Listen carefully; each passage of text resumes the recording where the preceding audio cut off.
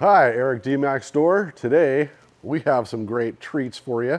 We have Kryptonite's 2019 to current half-ton upper control arms. These upper control arms are built specifically for the 1500, provisions for ride height sensors, and a tab for your brake lines and other sensor provisions. Ball joint on this sucker has been designed specifically for this truck. Most trucks, the knuckle moves, it rotates. This truck, for instance, for some reason, they decided to make it the upper ball joint actually move in an elliptical. So they had to redesign this ball joint just for this truck. So just like all their other products, it's a lifetime warranty and it has been designed from the ground up. Like all products, fully boxed, hand welded in America by Americans. Polyurethane bushings, fully greasable. And then on these A-arms, unlike the other ones, there's no outer area, no pocket. So they come with a thick washer to help retain it. Some of you guys probably saw these on some other vehicles like some half-tons, some lighter duty trucks, Toyotas, stuff like that. Only have a bracket on one side, but with those suckers, these things will be ready to go. Okay, here is the stock arm. Aluminum, pressed in, peened over, level trucks. This thing just goes right out. There's not really anything holding it in. It's just jammed in there. And then they took a press and they punched it in. And that's, there you go. Have fun. That is the first reason we recommend installing these arms on your truck. As soon as you level it, or if you take it off road, you put bigger tires on it, guaranteed at one point, this is going to leave the chat. All right, well, we're going to be putting these arms on this 2025 AT4 we have right here. Right now, we're going to show you how it's all done.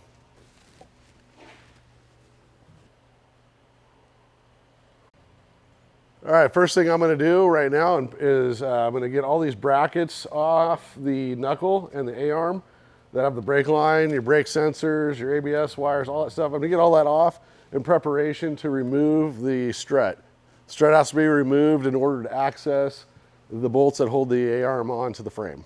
Millimeter socket or 10 millimeter wrench, whatever you have.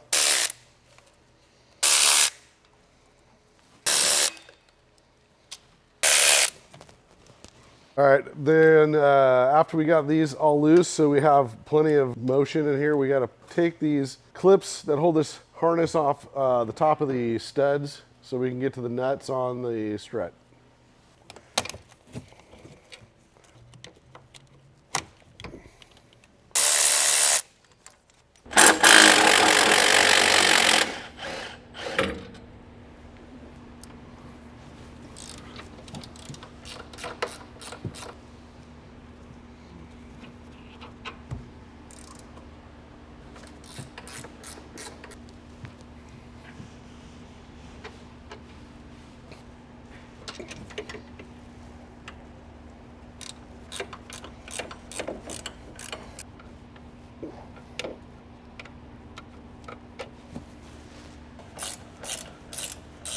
The taper was hardly even set.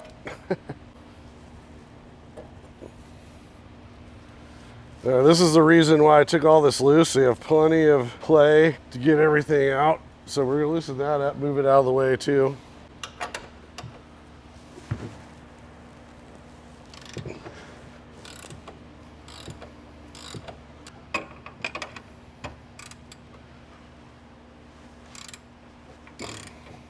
Before you move the strut, make sure that you have some support underneath to limit the amount of travel the lower A-arm moves after you've taken the sway bar loose. Sway bar, to get us a little extra room.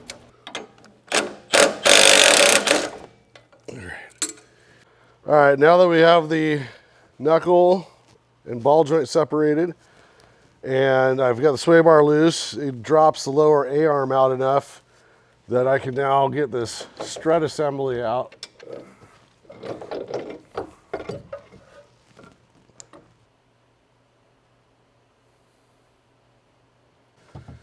Now we can start removing the bolts that hold the A-arm on.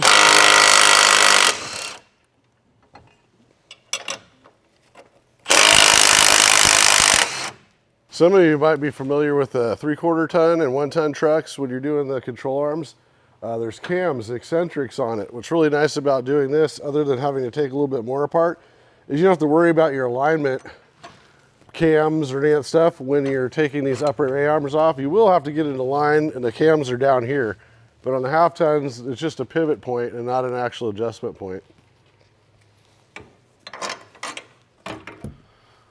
Here you can see that aluminum. It's a recycled beer cans with a squashed in joint. That the control arms off, the OE ones, we're gonna go ahead and install the new Kryptonite arms with the existing bolt, but we're gonna use an additional washer that's gonna go on the outside here between the nut.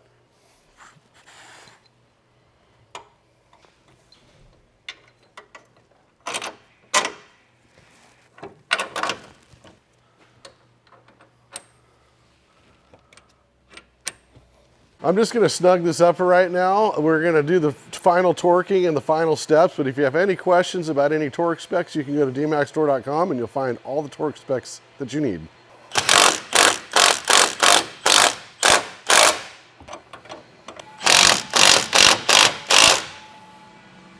We're gonna go ahead and torque this to factory spec, which is 89 foot-pounds, and then you're gonna wanna go 45 to 60 degrees after that. It's a lot easier to do this, and you can do this on the poly bushings with it not at ride height, because they'll be able to swivel, unlike the rubber ones that are factory. So we got 89 on that side.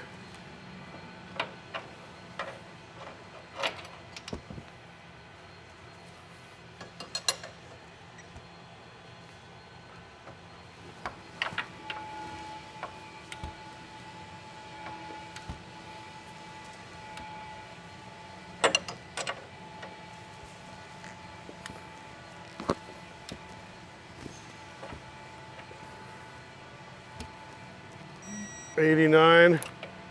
Then we're gonna go 60 degrees. So if you don't have a torque wrench like this, you can also mark it and go half a 90 degrees. So mark it at the top. You know, going down is 90 degrees, just go a quarter of the way and you're at 45 degrees more torque.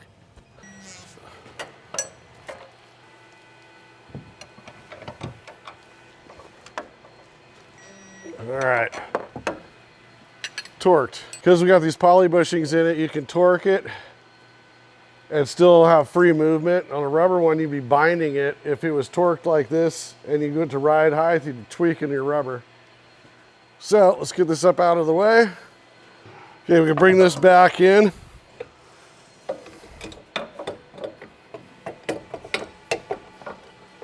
Careful not to nick the boot when you're rotating the strut back in.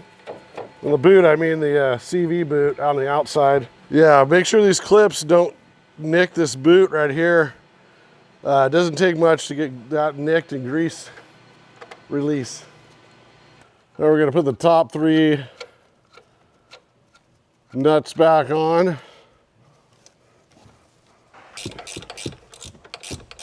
All right, we got them on there snug. What I like to do is, before I get it too tight, pull it up and get the lower nut bolt started.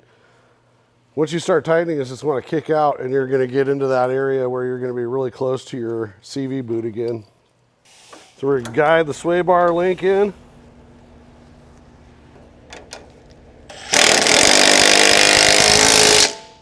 And get this lower strut bolt in.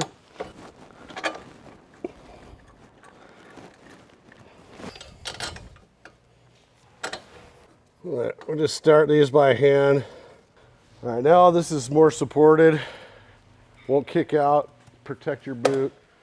We'll tighten the rest of these upper nuts. Let's get the harness back on. Clip that back in, bam.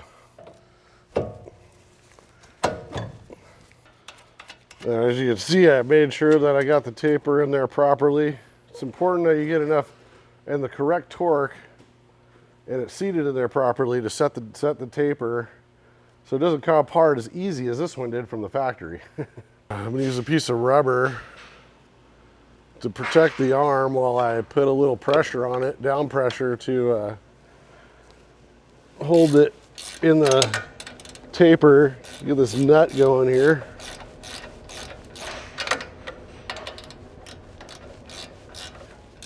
Can take a little bit of pressure to get that to seat. It won't turn. All right, we're gonna go ahead and torque this to 26, and then we're gonna go to 60 degrees after that.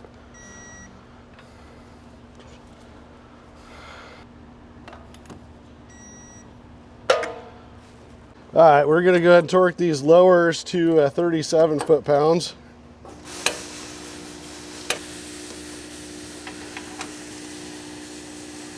All right, don't forget to put all 5 of these 10 millimeters back in that hold all of our goodies on.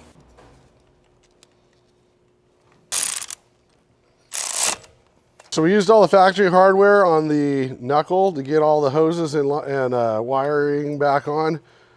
For the UCA, we use the provided hardware to reattach the brake line to the UCA. All right, so this is how you install a UCA in a 2019 to current 1500 Duramax. All right, for more installs, go to the DMAX Store YouTube channel. Thanks for watching. Have a good day.